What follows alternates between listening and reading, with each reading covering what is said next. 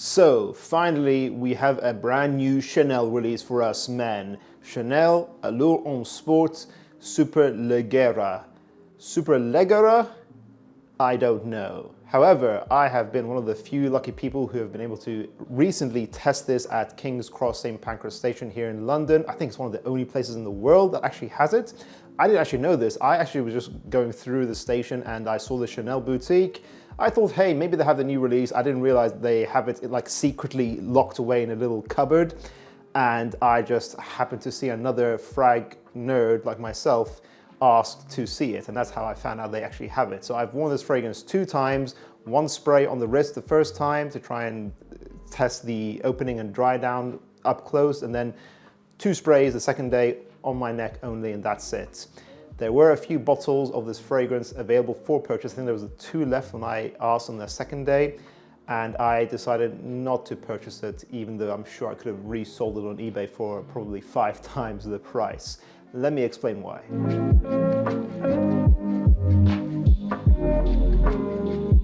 By the way, guys, if you're wondering, Omar, why are you dressed like a weirdo today? That is because I'm actually attending a wedding here in London today in 32 degrees Celsius weather.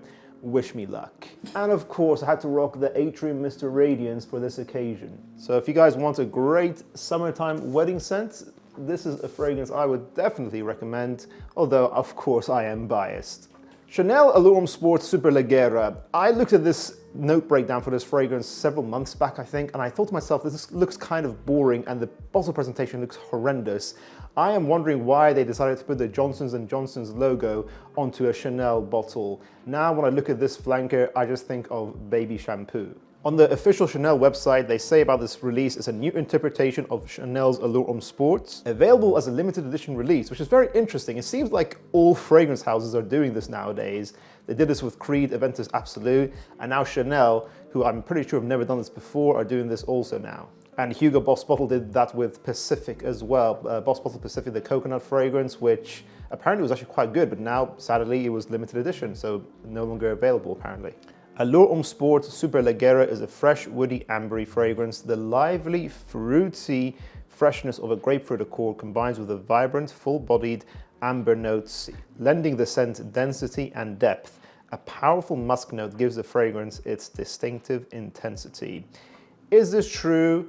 Do I agree with this? Let's talk about it. 37.9% of people who watch School of Scent are subscribed to us. If you guys really want to see our channel grow, go ahead and click subscribe. Let's get that number to 40%. Thank you. So you can see the note breakdown on screen right now. Tell me, guys, what do you think of this fragrance just looking at that note breakdown? Does that scream Chanel to you? I'm pretty sure all of the other Allure Homme fragrances have a much more complex note breakdown, kind of giving off the feeling of the intense richness and the masterful craft that is put into each release that I'm not really getting from this note breakdown. And that kind of is a good representation of this flanker in my opinion. So when I first applied Allure Homme Sport Superleggera, what was I expecting? I was expecting something to smell chic, elegant, it has that Chanel signature beauty and quality to it. So French, but a little bit sparkly, very well blended, complex, massively done. Chanel's always a brand that I think is easy to love but never gets boring. That's the allure, no pun intended, of the brand. So on the opening, this smelled to me very generic, unfortunately. This smelled like a citrus, woody cologne, very traditional, made a little bit more elegant, but not to the level of Chanel in my opinion. My brain went straight to Ralph Lauren Polo Blue. To me, this smelled like this could have been a Polo Blue flanker, unfortunately. Even though this doesn't have any aquatic notes in there, pretty much everything else gives off that vibe.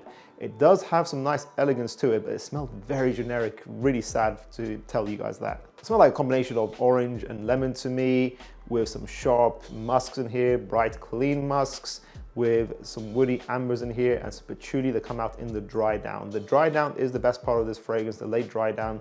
The base is done really nicely. That patchouli woody amber combo is very handsome, nice and musky. So to me, this smells like if Polo Blue, the line, became more elegant, this would give you Allure Homme Sport Superleggera.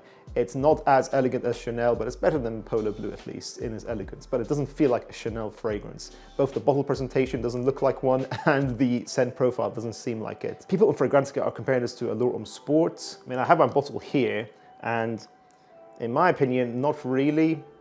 I mean, they're both woody citruses, I guess, but this is a little more creamy, a little more complex. This has some thickness to it.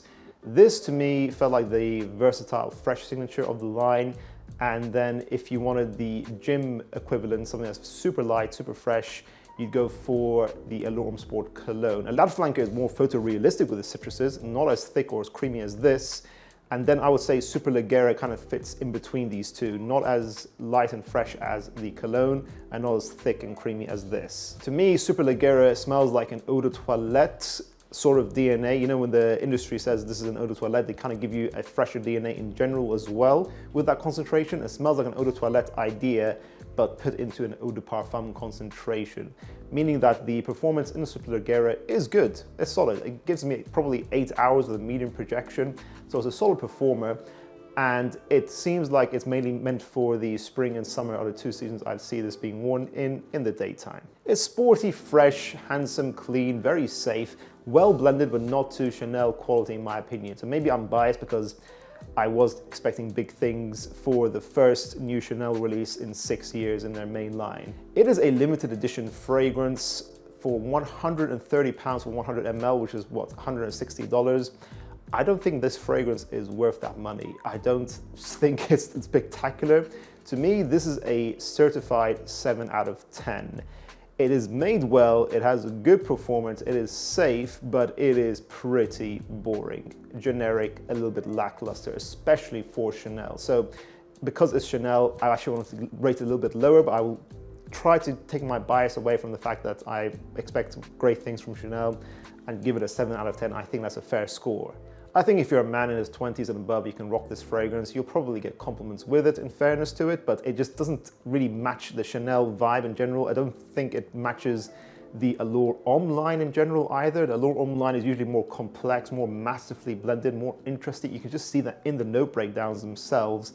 I kind of just feel like this fragrance release is lackluster. It isn't worth the price, hence why I didn't go for one of those 2 limited bottles left. Maybe a collector who must insist on getting all the Allure Hommes in his fragrance collection can go for it instead. Hopefully they're enjoying it rather than myself. So yeah guys, that's my opinion on this release. Maybe you'll disagree with me. Some people really love it seems in the Fragrantica review, so maybe it's just my biased opinion. Maybe I'm putting too much pressure and too much expectation on Chanel. Let me know guys, are you excited to try out this release whenever it comes out near you? Are you going to try it if you live in London? Are you going to go to King's Cross Station and try it out? Maybe don't try to swarm them. I don't want to be responsible for them getting absolutely overloaded. So yeah guys, let me know if you're going to try out this release, if you're excited, do you care about this or not? To me it's a little bit disappointing. I'm still waiting for that next big release in Chanel's main line. Thank you so much for watching guys. If you guys enjoyed this video, make sure to check out our previous video on recent fragrance purchases. I would give a perfect 10 out of 10. I'll see you in the next one. Bye.